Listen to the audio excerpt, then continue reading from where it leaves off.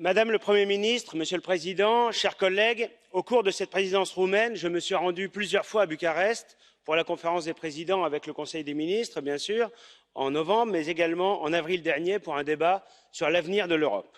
À chaque fois, nous avons évoqué les grands défis que les Européens et leur civilisation commune devront affronter ensemble à l'échelle continentale l'identité et les frontières, la relocalisation de l'économie, mais aussi la protection des données, l'intelligence artificielle, la réindustrialisation nécessaire ou encore le maintien de notre tissu agricole.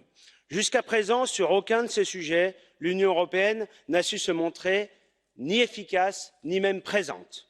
Pire, sur le libre-échange, elle ne fait qu'accélérer, récemment encore avec les pays d'Amérique latine ou le Vietnam. C'est pourtant le système le moins écologique et le plus destructeur de nos économies. Je dis cela sans bien sûr jeter la pierre au gouvernement roumain.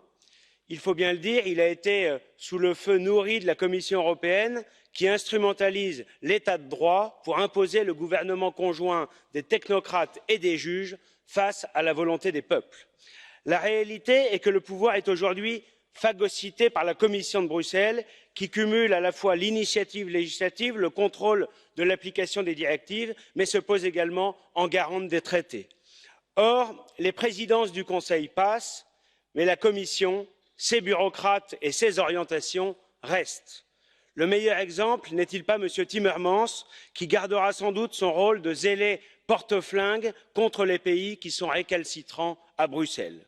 Lui qui, contre la Hongrie, contre la Pologne, contre la Roumanie, demain peut-être contre l'Italie de Matteo Salvini, en somme, contre les nations et contre les peuples, sera toujours en pointe pour attaquer et déstabiliser des gouvernements qui ont pourtant la légitimité démocratique. Dans les récents petits arrangements pour répartir les postes à la tête des institutions européennes, l'Europe de l'Est a été totalement oubliée. L'Allemagne de Merkel est comme toujours surreprésentée en personne ou par ses affidés ou par ses hommes de paille. Ceux-là même qui ont précipité l'élargissement de l'Union européenne à l'Est se rendent compte aujourd'hui que leur idéologie immigrationniste, libérale, libertaire n'y est que fort peu partagée. Ayant subi le joug du communisme totalitaire, les pays d'Europe centrale et de l'Est savent encore se doter de dirigeants courageux qui refusent de céder aux exigences de la Commission, s'agissant notamment de la répartition obligatoire de migrants. C'est sur cette question et surtout celle de la réforme du droit d'asile, devenue une filière dévoyée de l'immigration clandestine, que la Commission Juncker a dérapé. La réforme Dublin IV a heureusement été bloquée au Conseil, notamment par la Hongrie et la Pologne. Si la présidence roumaine, se juxtaposant avec les élections européennes, n'a pas été l'occasion d'avancées spectaculaires, reconnaissons-lui au moins de n'avoir pas amplifié ou aggravé les échecs et les dérives actuelles de l'Union européenne.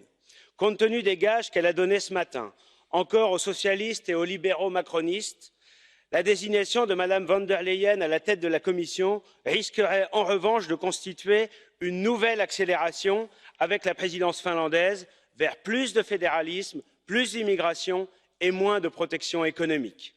Les défenseurs des peuples et des nations seront donc plus vigilants que jamais pour refuser que l'Union européenne ne devienne une machine à détruire l'Europe.